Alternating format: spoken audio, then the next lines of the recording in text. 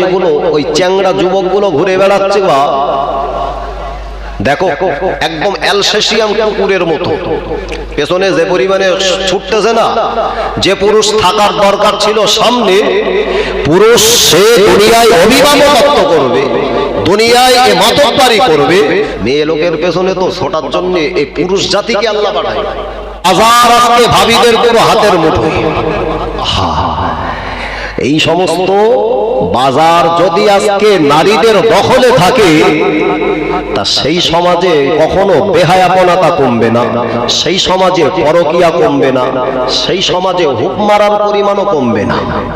এখনকার মেয়েরা যা টিকিট কেটে পালায়, ওর থেকে ভাবিদের পার্সেন্টেজ বেশি। তার কারণ আমাদের ভাইরা চিন্তা করে সারাদিন তো আমি কাজকর্মে থাকি, মার হাতে একটা অ্যান্ড্রয়েড মোবাইল তুলে দেয়, এরকম একটা অ্যান্ড্রয়েড হাতে তুলে দিয়েছে, অচিত মা সারা রাত সারাদিন ধরে ওই ফোন শুধু গরম করে ফেলাচ্ছে।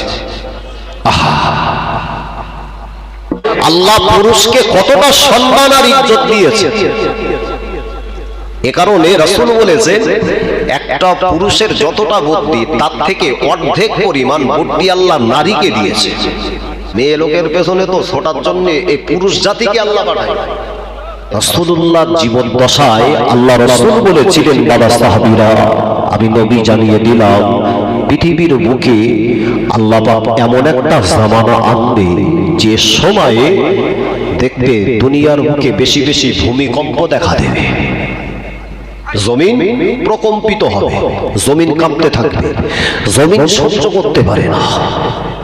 যে সময়ে মদ্যপায়ীর সংখ্যা বাড়বে, জেনা ব্যভিচারীর সংখ্যা বাড়বে, যে সময়ে সুদ ঘুষ রাহাজানি বাড়বে, আর নারী দ্বারা পরিচালিত যখন সমাজ ব্যবস্থা হবে, ওই সমাজে আল্লাহর আসমান থেকে বাস পড়বে।